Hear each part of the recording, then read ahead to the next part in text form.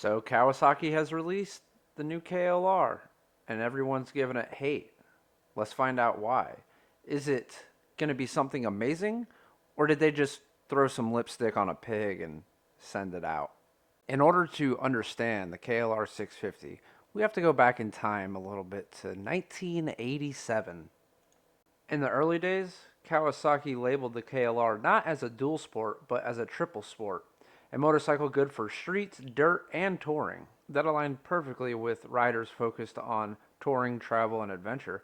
And since the KLR has always been reasonably priced, even more so when purchased used, it opens a whole new world for many people. Not just new riders, but people who have been riding all their lives and they want to do a little something different. Maybe go off on a trail or go on an adventure. The opportunities on the KLR 650 are endless. The first generation lasted until 2007, and in 2008 was the second major redesign of the KLR 650. They upgraded things such as the brakes, cooling system, the sprockets, and a new fairing design. This generation remained relatively untouched from 2008 to 2018, other than changing little things here and there.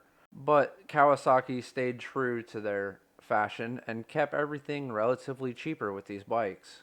But with emissions constantly changing, trying to keep up with everything, the old carburetor just wouldn't last, and they took it out back and shot it. Everyone wondered if they were going to come back out with it again. People's imagination started running wild with what the new KLR would look like and could be. Is it going to be a 700cc to compete with the Tenere? Everyone was so stoked on what it could be. And then what does Kawasaki do? They announced the 2022 KLR 650. It's relatively the same platform as the previous generation, unchanged, other than fuel injection, a bigger generator, ABS, and a little bit of a frame design change. A lot of people were very disappointed in Kawasaki. They were saying things like Kawasaki had the perfect opportunity to come out with something great and amazing and be able to compete with everything that is out on the market now. A bigger engine, better suspension. We need a sixth gear. They could have done so much more than what they did for this KLR. But in my personal opinion, if they went ahead and did that, it wouldn't be a KLR 650. It'd be more along the lines of a Versa. So if they went ahead and made this 700cc great bike, it wouldn't be a KLR. And the price would be through the roof, above $10,000. Keeping things inexpensive and staying true to their fashion. In my personal opinion, I think Kawasaki did a great job with this motorcycle. A cheap, affordable dual sport.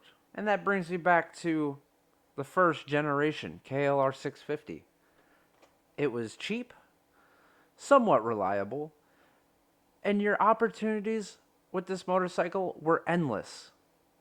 So they brought their best-selling dual sport back to the market, and they were able to keep it relatively inexpensive.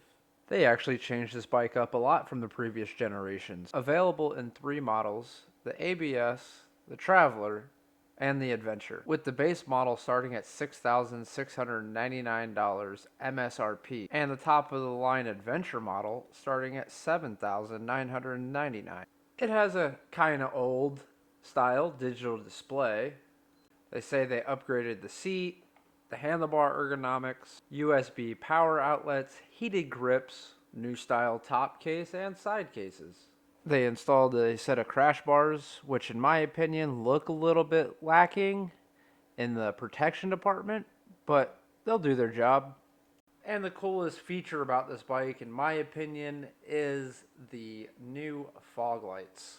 So with all that being said, there really is no reason to hate the 2022 KLR 650 because Kawasaki stayed true to their form, did what they do best, and make affordable motorcycles that are amazing bikes. I want to thank you guys for listening to my opinion on the KLR 650. Maybe I'm biased because I had the second gen, but who knows? We'll have to see what happens when this thing comes out. I would definitely like to know what you guys think of this bike and what do you think it's going to turn into? Is it going to be something amazing? Is it going to fall flat on its face? And will they have addressed the doohickey problem that seems to be every single generation has that problem. With it being the same engine, who knows? Thank you again, guys. Be sure to check the links down in the description for my Teespring, Instagram, all that stuff. You guys following along on all that stuff definitely helps out. And I'm excited to see what's coming up for the future. I'm Full Throttle Junkie, and I hope y'all have a wonderful day.